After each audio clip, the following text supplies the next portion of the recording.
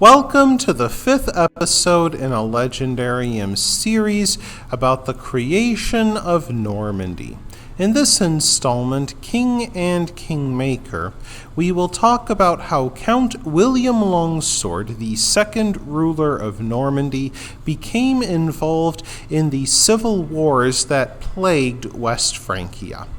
William I, also called William Longsword or Guillaume Longuepée, was born in the year 893 to Rollo and his first wife Papa.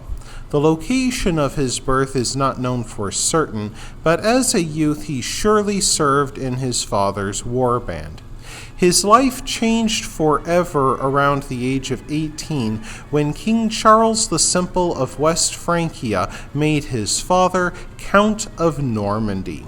Throughout his young manhood, William received instruction in Christianity from Frankish monks and took his education in warfare by fighting in his father's shield wall. Upon his father's death in 927, William took the throne of Normandy at the age of 34, a seasoned veteran of war and peace. When he took the throne, the Rollonid Principality remained a fragile polity centered on Rouen and did not extend far west of the Seine River. Early in his reign, William Longsword faced a rebellion from Normans who felt he had gone too far in embracing Frankish ways. His devotion to Christianity especially galled the rough and ready Norse chieftains who populated Rouen and the Seine River Valley. According to Orderic Vitalis, a man named Ruif of Evreux besieged William in his stronghold of Rouen. Faced with the prospect of starving in his own town, Count William sallied forth and won a decisive battle. By doing so, he proved his right to rule. Before the 933 rebellion, William sent his pregnant concubine Sporta to Fécamp, where she gave birth to their son Richard.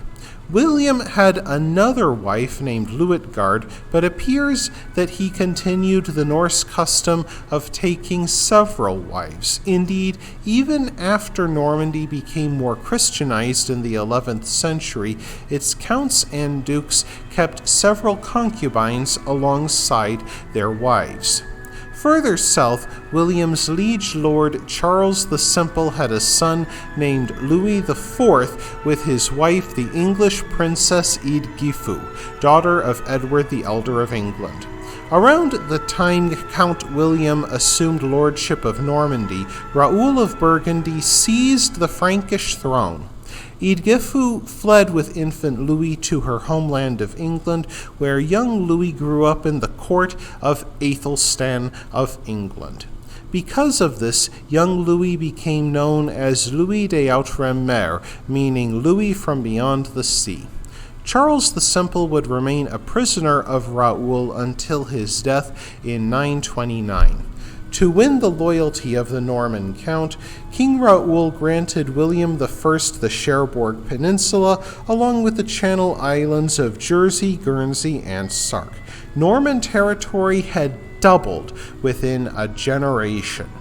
Yet the map of West Francia changed once more when RAOUL of Burgundy died in 936. Hugh the Great, Count of Paris and ruler of all land between the Seine and the Loire rivers, brought Louis de Outremer back from England, aged around 15, in the hope that he would become his puppet king.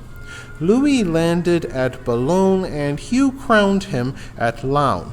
Hugh the Great tried to keep Louis under his thumb, but the young king proved to be no one's puppet. In 939, Hugh the Great grew frustrated and rebelled against the young king he himself installed, and allied with Count William Longsword of Normandy to bring his puppet king to heel. For a year they waged war against King Louis IV, only to accept the Pope's mediation to end the rebellion a year later. Though Count William survived with his lands intact, he had nothing to show for his venture. So his covetous eyes went northward.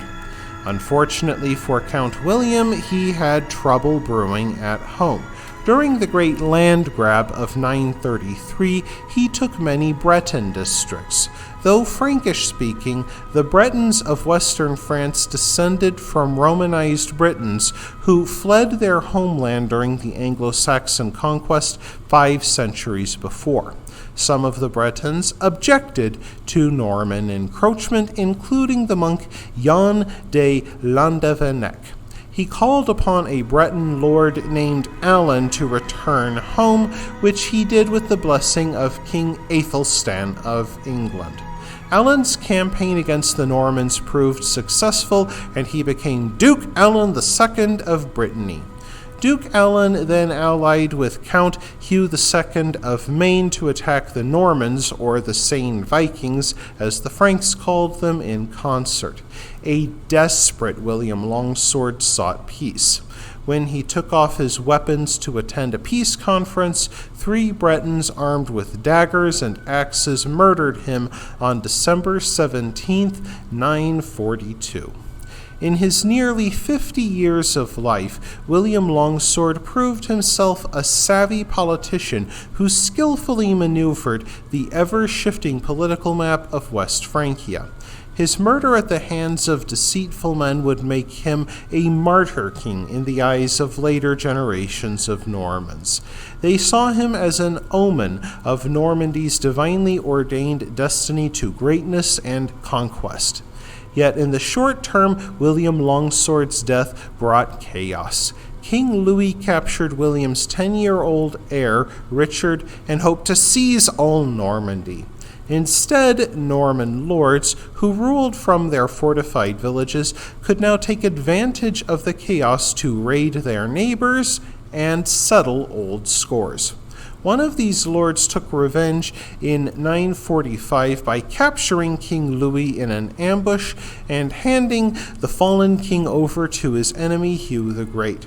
For years, Louis de Outremer remained a prisoner, only being released when the Pope threatened to excommunicate Hugh the Great if he failed to release his royal guest.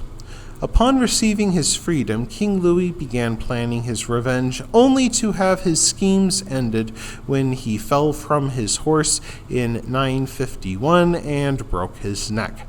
Normandy and West Francia found themselves without lords. That wraps things up for this episode of the Legendarium. I hope you enjoyed it. If you did, press like. If you want to see more, press subscribe. And if you've got anything to say, let me know in the comments section. Thanks again for joining me, and I hope that you have a great rest of the day.